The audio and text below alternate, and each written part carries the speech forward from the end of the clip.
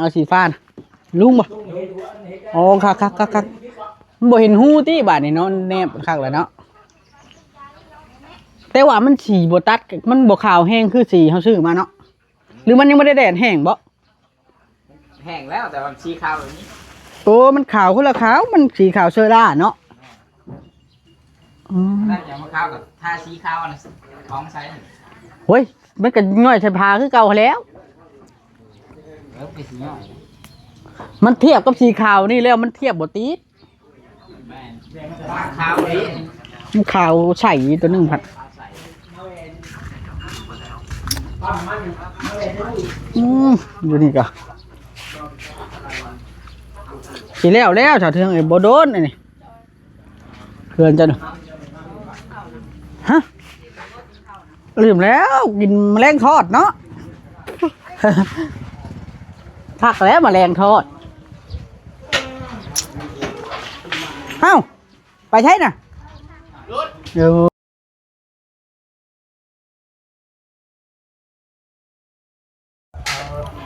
สวัสดีพี่น้องเด้อสบายดีเนาะคลิปแรกของมื้อนี้เด้อพี่น้องอยู่นี่ก็คือเบาลี่น่ะมาตั้งแต่มุกดาหารพี่น้องมาแต่ไปหาหมอแหละไปหาหมอแทนลูกชายไปพังผลกวดเลือดแล้วก็นั่นก็ถือว่าปลอดภัยลูกเบาลี่บ่ได้ติดวัณโรคนะเลขนะแต่ว่าพี่น้องเอ้ยปัญหาก็คือย่านมันติดเพิ่นว่านะย่านมันมีเชื้อ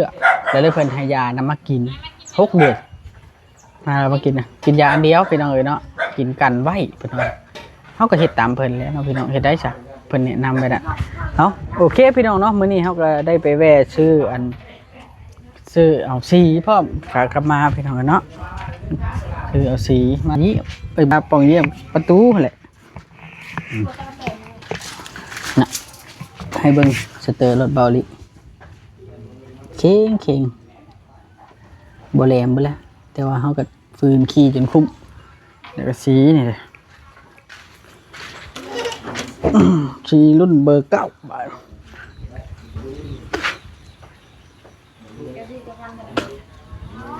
เบอร์9นี่เข้มแดงเข้ม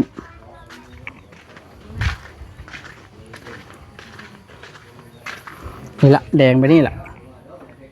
แดงกว่านี้อีกหมักแดงเข้มก็ต้องเอาแดงเข้มเลยบ่แมน โอ้ยังบักกันหลายว่าแต่บุพโพ1 2 3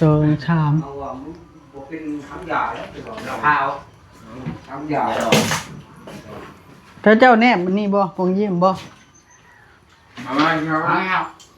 ข้าวยังแล้ว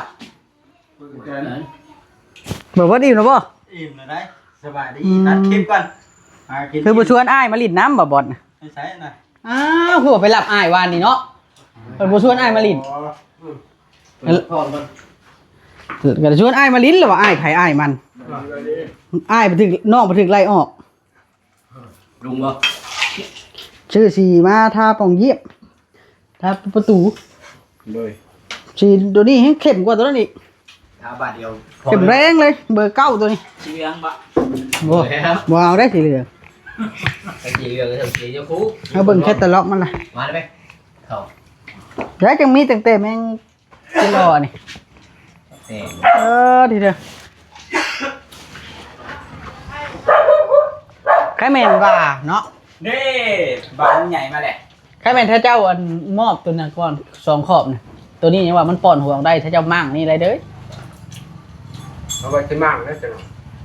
น้องเช้านี่ว่าจะใส่สีผ้าบ่ได้เพิ่นบ่แม่นเราสีผ้าบ่ได้ดอกสีผ้าเพิ่นก็ให้แล้วเตรียมร้อยเลยดิเสียดินี่ซื้อไม่มาเฮ็ดเอางามกว่าเอาเพิ่นอยากได้แบบนี้เดี๋ยวสิไงบ่แล้วเฮาเฮ็ด3-4หลังเราเฮ็ดวันนี้เด้ไม่มัดจะได้เราสิไปสิไปแบกเราบ่จ่อยก็บ่ได้มาบ่จ่อยมาเลยมองไผใช้แล้วแป๊บซี่บ่มีบ่มีได้ได้ออกไปเอาเลยจงไว้ไผนี่อยู่แล้วขอกินเด้อเอาได้มั้ยลุงเลยไผกันแม่งมะเร็งหลายเลยการผมหั่นน่ะเราบ่ทอดออกนะซื้อเรามาให้ถ้วยนึงบ่ว่ายันบ่อิ่มเลยลุงไปขอถ้วยนึงมาแล้วกินชามโตโอ้คักๆเนาะทุกคน เจ้าเชื่อบ่อยู่ไทยนี่เขาขายได้เป็น10,000 บาทกระทอดขาย แต่นี่แหละเป็นกับแก้มเขาเนาะ ชาวบ้าน เอาเลย ชาวบ้านได้ชื่อหาตูมนะลุง เขาจ้างมาได้อยู่ไทยน่ะเขาจ้างทอดได้ ตัวใหญ่เหรอ บอกแล้วชั้นนี้แหละ เว้น ตั ปั ว ก ใหญ่ กิ่ง เกิน ทั้งเว้าเป็นลูกสุขัด เขาจ้างมาดีเลยเอียง เขากินมาแล้วตั้งแต่เงินผมสิขาดมาบ่ ยังรถไถกัน เดี๋ยวของไพ่ก่อน สมอยยี่สะ บ้านนี้นะบ้านเฮาเฮ็ดทาแล้วมันยังทายันเลื่อยแต่ขี่ฝุ่นนี่สิลงไปถึกราคา ลุงไผ่ เอ้ยนะ ใช้ร้อยมานะ ด้วยเลยบริษัทเนาะเดี๋ยว ใช้ปลาจ้อยนะ พาผมเห็นพาผู้สาว ประชาใช้นะ สบาย เข้าไว้ มาเด้อกิน เอา ข้าวเด้อ ไปนี่ มาเข้ามาเอาเลย ยังไม่ได้เปิดกล้องนี้นี่นะ เอาสบายดีสะเปิดกล่องมา เอาสบายดีพี่น้องโอ้มาพอดีพ่อพาข่าวพาน้ำนี่ เอาดีนะมา สบายดีได้ตั้งแต่มาใช้ลูกนี่ คุณนำมาฉันสิกินนะยังลายจะได้โบอิ่มก็บอกแล้ว ได้ออกมานี่เอา เรื่องไปก้างคืนนี่วางเรื่องนี้นะ เอาเชื่อไปกัน การวางเงิ ที น มงานสร้างเพิ่น ผลิตโลเนาะแต่การเขาเดียวได้มาเป็นส่วนเป็นช่วยตั้งแต่ บ่แล้วเราไป แล้วได้น้ำป่าบ่บอกมี มาจอยพาพ่อแพทย์ไปหาสาว แล้วขี่รถน้ำกันบ่ เราสิไว้มาบ่ ขี่รถมาจอยเป็นเดือนเลยได้เปิดย่านรถเป็นพี่พ่อแพทย์นะเพิ่นบ่ได้กล้าเอารถเป็นออก มา มา ได้หัวควันก่อยบ่อยช่องกับพิษนะหัวเล็บ โดนเยอะเยอะ พากันหัวควันค่อยยังไงนะ บ่แม่นหัวเราเลย บ่ บ่ ได้ ได้หัวก่อนหนา ช้าใจบ่ บ่แม่นหัวจ้าใจหัวสิได้นี่พร้อมกันแล้ว อันน่าให้ตู้กับไผ่ยืมมาเดียวฮัก อันนะกว่าตั้งไว้ดีแล้วไปเฮ็ดเนี่ยนี่อันนี้มาสบายดีเด้อสบายดี FC เบิดสู่ทุกคนมากินตั๊กกะแตนเอาเครื่องไปกั้นแล้วก็กั้นจะสูบได้เอาไปกั้น แม่นแล้ว เมาลีคือไว้แท้เมื่อกี้นี่คือว่าอยู่สวรรค์พุทธ อยู่สวรรค์ก็จอดรถอยู่สวรรค์ พอยางรถทัวร์อยู่สวรรค์พุทธมาวันนี้เห็นอยู่วิกเลย มาติดพวกมาติดมุกผมมา แม่นแล้วเห็นอยู่ว่าเป็นไปมุก จอยนะ คอยนั้น เฮ็ดให้ลูกน้ำดีช่างก็ร้อนบ่รับเป็นคืนแค่หยอกลาซื่อนะ ดอกยังกันนะ หยอกว่าอันเรามาเรามีแล้วเราเฮ็ดเพิ่น เรามีกระจายมีอีง่างเนาะ ใช่ไว้ได้ครับอยู่ออเดอร์เครื่องไว้ใช่อันแผ่นนี่มันเบิดแล้วเขาจึงจะหู้ว่ามันบุพอเท่าไหร่อะ คอยว่าไปหาแม่ลูกหาเพื่อนว่า ห้องไผ่นี่ลุง ไปพุ่นก้อนผมว่า ห้องไผ่กินข้าวชัย พากันเว้ากันก็ค่อยในช่องขอพิษนะ บัวได้บอกได้นะ นี่สิให้กำลังใจกันเนาะแบบนี้ บ่ได้บอก กันครับ บัวได้บอกได้เลยมาให้กำลังใจได้นี่ฮะถ้าท่านไผ่จะมาฮอดพี่เด้อไก่มันใกล้อยู่นี่มันเที่ยงไหมเนาะ เป็นช่องพิษกับให้กันเอาลูกน้ำดี มันยังอันนี้เมนูยังอันนี้ฮะว่า แมลงผัว เมนูแมลง มาพี่น้องแมลงขัวมา มี ใครก็ให้งูอยู่บนทอดเนาะ บ่แผ่นมันหมักอยู่ได้แบบนี้นะ เนี่ย เนี่ยเพื่อสิคืนได้เนาะถ้า ยังจะมาอยู่เด้คนรอไปหาสบายก่อน ของแล้วค่ะเป็นมันโพง กินมีพี่น้อง เอาบอลเป๊ปซี่นะ เอาแล้ว ที่ข่าวอยู่ต้องเอาเลยเนาะ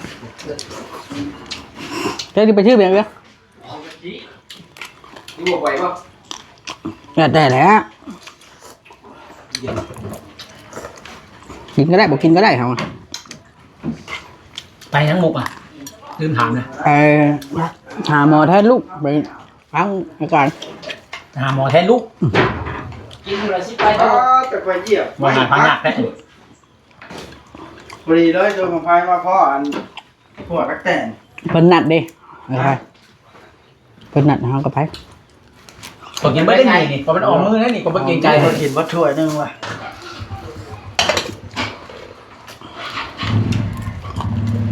รถค่อยเข่งโซ่จ บัดนี้มีแต่ตัดเนาะ ำตัดก็บ่ได้จะเตอมันมุนไง บ่คิด มีแต่เปลี่ยนจะเติมไม่ จะโทรมาเช้าได้เราอะไม่ใช่ที่ท่าได้เพิ่นว่ะเพราะว่าถึกปิด เป็นกับปิดโฆษณาชื่อที ปิดเบิด แบนเลย ปิวเลย แดง โอ้เนาะ อุ่นใจได้ก่อนเนี่ยนะ ไอ้กาแดงทมเลยอันผูกโปรไฟล์ก่อนเดี๋ยวจะให้เบิ่ง อย่างย่างนะคันแทงเนาะ แล้วเฮ็ดอะไรบ่ได้ อ่ะไป จักแดงหมดจังได้เห็นล่ะ กากระบาดได้บ่ อย่างย่างแล้วของพอแพทย์ยังบอกผ่านนั่นแดง อุ่นใจได้ก่อนเข้ามากากระบาดอันนี้เอาไว้ให้ป้าจอยกับพ่อแม่ป่ะนี่ หมดแล้วไว้ให้หัวเขา นี่ก็เลือกมาขายคนโลละ50,000ตะกระแดนนี่ตัวมันไข่ ปัดตะเบาดิเงินให้แม่มัดใหญ่แท้นี่เพิ่มหน้าปกซื่อๆวะ 1,000ให้แม่1,000เงิน2,000นึงเงิน2,000ให้แม่1,000ให้เมีย1,000เนาะ คุณภาพดี กันบ่ให้ เบิ่งแน่ กันบ่ให้เมียก็ให้ น้ำแดงนะ ติดเหลืองชื่อ เหลืองไม่ได้ใช้มันบ่ทันอัปเดตพี่ของแท้นะบอดคัก ใช่ล่ะ มันเด้ เดือนมันยาววิ่งเนี้ย หยุดแต่ว่านี่เหรียญบ่ได้วิ่งหยุดเลย ที่เฮ็ดจังได้บัดนี้บ่บอส ไปใช้ แก้ไขจังได้บัดนี้ มันบ่โอนนะคันมันบ่ยาวแดง ไปใช้ ยังข้างมันบ่โอน ตู้ขึ้นแล้วก็ได้ทิ่มชื่อแล้วช่องนี่ ไปเกิดเนี่ยนะ สร้างไม้บ่บัดนี้สร้างไม้บ่ สร้างเพศนะไม่สร้างเพศแล้วบ่แม่นมันสิสร้างเพศได้เลยสร้างเพศแล้วบ่แม่นสิสร้างเพศได้เลยได้เพิ่มเติบได้น้อยเข้าไป ผมน่าไม่ใช่ ต้องข่อยจะเฮิงได้ บ่แม่นสิสร้างเพศปุ๊บแล้วเพศมันสิมาโลดได้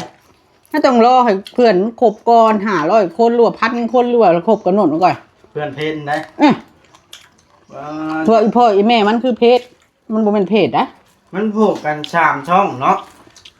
ของเตงนะ มันหลายเป็นซี่บ่เนาะ มันนี่เดียวนะ มีอย่างโคตรเปียกมุกใช้เปียกผ่านประตู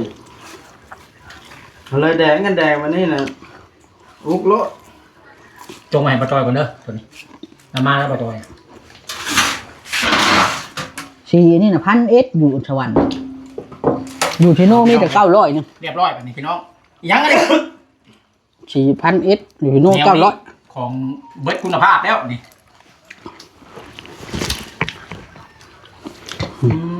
4บาท มา ประตู พอดีท่านครัวตักแตนพี่น้องเลยสีนี่ซื้อมาท้ายบานประตูบ่นี่ ไม่อยากแดงแน่เป็นชีไม้เลยอยากแดงแดงเจ้า กินหนังงัวแห้งหยาบแห้งนี่ หน้าแมงหยับโจนี่เอ้าลองดูตัวนี้กินเป็นอยู่วะ ชิบโดนข้อหาทารุณตักแตนบ่นี่ ทำ ได้เห็นแล้วบ่ไอ้ตอมานี่ ประชากร เห็นแล้วคนของเจ้า เห็นยังไง เพื่อหลังนั่นนา บ่อยยังบ่ทันได้เห็นเลย ใครอยุ่จ้ะ ท่านเห็น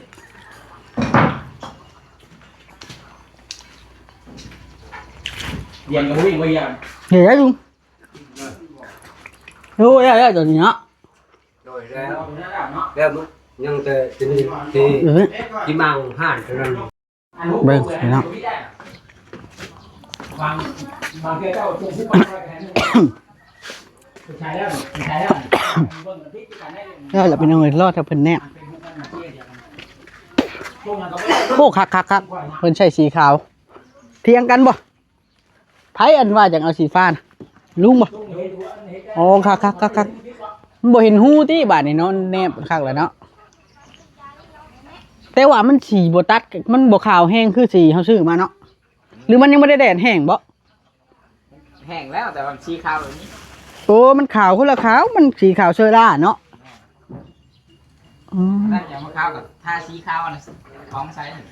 โอ้ยมันก็ง่อยใส่ผ้าคือเก่าแล้ว ไปสีย่อย มันเทียบกับสีขาวนี่แล้วมันเทียบบ่ติด แม่ขาวนี้ มันขาวใส่ตัวหนึงผัด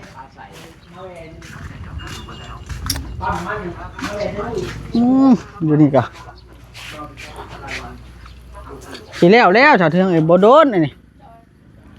เพื่อนจันฮะลืมแล้วกินแมลงทอดเนาะ พักแล้วแมลงทอดเอ้าไปใช่น่ะอยู่ ตัวน้ำเรืองด้วยตัวน้ำเรืองโมเมนน้ำซีตัวน้ำเรืองเด้อมันจังอันนั้นตัวไหนตัวเรืองกินคักตัวเรืองเต็งเลือกมาให้ตัวละ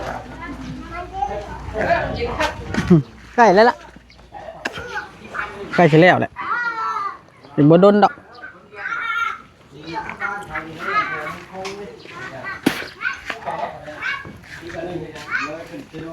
3-4มื้อแตกแสนกว่าบาท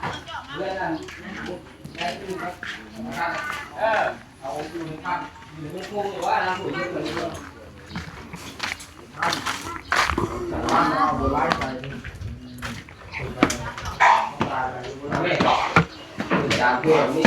อืมใกล้แล้วโอ้กว้างเลยเนาะระเบียงไปแล้วเนาะเฮามาเบิ่งเนาะกว้างเลยระเบียง อยู่นั่งเข่าได้อยู่เนาะ อยู่3 เมตรเราบ่ได้ก็พูดแล้ว ระวังไว้คือกระดิ่งมันยาวดีอ่ะ โอ้ครับ ค่อยแล้วว่านับแต่คันมือ ห้องไผจ้ะตัวนี้ห้องไผล่ะห้องนี่บ่ลุง เด็กน้อยเขา เออ มา ตามคนที่พูดตาม เจ้าสินอนกับไผจ้ะเจ้าน่ะน้องเพรียวบ่ ผมว่าเลย ไผอยากนอนนํก็นอนบ่บ่ได้ทิ่มแบบข่อยตีมื้อนี้บ่ลุงแบบข่อยให้ใช้น่ะบ่ได้ทิ่มติตัดใหม่บ่ เก้านะ อย่าทิ่มแบบข่อยได้เด้ พวกสีมือแข็งเขาทิ้งเขาเอาตัดใส่สมัย ไพ่อย่างแต่มาคายนี่ นี่ยังบ่ได้ตอบบ่นี่คือบ่ตอบล่ะนี่ดิ